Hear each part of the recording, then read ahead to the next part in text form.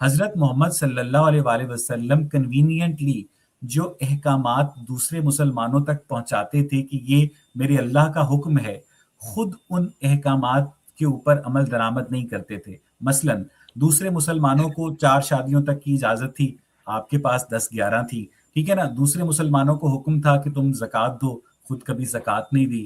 دوسرے مسلمانوں کو حکم تھا کہ علم حاصل کرو، خواہ تمہیں چین جانا پڑے، اور خود کبھی علم حاصل نہیں کیا. کیوں ڈاکٹر صاحب؟ اس میں دیکھیں دو میں آپ سے میں اس ڈاکٹر فراز صدیقی سے پوچھ رہا جو ہوں مسلمان ہے. مسلمان تھا. جی ایگزیکٹلی. تو دیکھیں پہلی بات تو یہ کہ چین والی روایت تو موضوع روایت ہے، وہ تو جھوٹی روایت ہے، آپ نے جی ایسی کوئی بات نہیں کی. اور جہاں تک زکوٰۃ کا سوال ہے تو آپ پہ کبھی زکوٰۃ فرضی نہیں ہوئی، آپ نے مال رکھا ہی نہیں کہ آپ کے اوپر ہو. جب آپ کا انتقال ہوا ہے تب بھی آپ کے پاس جو تھیں وہ آپ کی زرہ جو تھی وہ کہیں گروی رکھی ہوئی تھی، باقی کو سامان بھی گروی رکھا ہوا تھا، چمڑے کا تھال تھا ایک. تو آپ کے پاس تو اتنا کبھی ہوا ہی نہیں کہ آپ جو ہیں اتنا وہ زکوٰۃ غریب دیں. شخص 10 بیویاں کیسے افورڈ کرتا تھا سر؟ وہ افورڈ انہوں نے نہیں کی، وہ انہوں نے جو بھی ان کا جو ان کے پاس بھی کوئی علیم خان تھا سر؟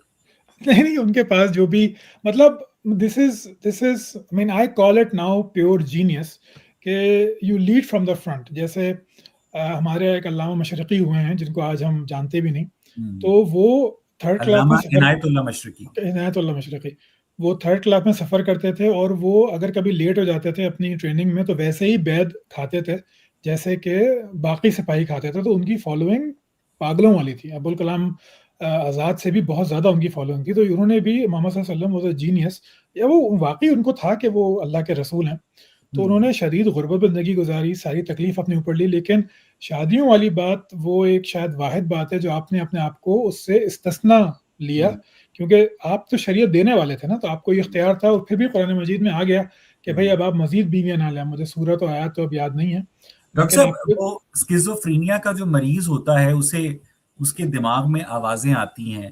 آپ کو لگتا ہے کہ واقعی جو شخص اپنے آپ کو نبی سمجھتا ہے واقعی اس کو دماغ میں اس طرح کی آوازیں آتی ہیں کہ نہیں تم نبی ہو، یا اس نہیں کو پتا ہوتا ہے کہ وہ ایک کون مین ہے؟ نہیں نہیں نہیں. اس میں تھوڑا سا فرق کر لیں. جو اسکیزوفرینیا کی جو آوازیں ہوتی ہیں، جو ہیلوسینیشنز ہوتی ہیں، جو آواز، وہ تسلسل ان میں نہیں ہوتا.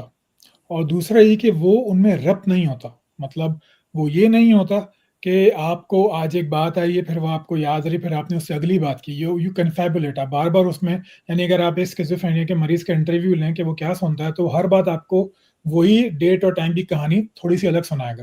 تو اسکیزوفرینیا نہیں تھا. میرا ذاتی گمان یہ ہے، میں سائیکیٹرسٹ تو نہیں ہوں، کہ آپ صلی اللہ علیہ وسلم کو یقین تھا کہ آپ اللہ کے رسول ہیں. اب وہ یقین ان کو کیسے ہوا یہ تو میں نہیں جانتا. وہ غار حرا میں جو ان کا ہوتا تھا، یا وہ اپنے گھر میں مراقبہ کرتے تھے، ان کو کیا روحانی تجربات ہوئے میں نہیں جانتا. لیکن he must have had religious experiences جس کی وجہ سے ان کو لگا کہ وہ اللہ کے رسول ہیں.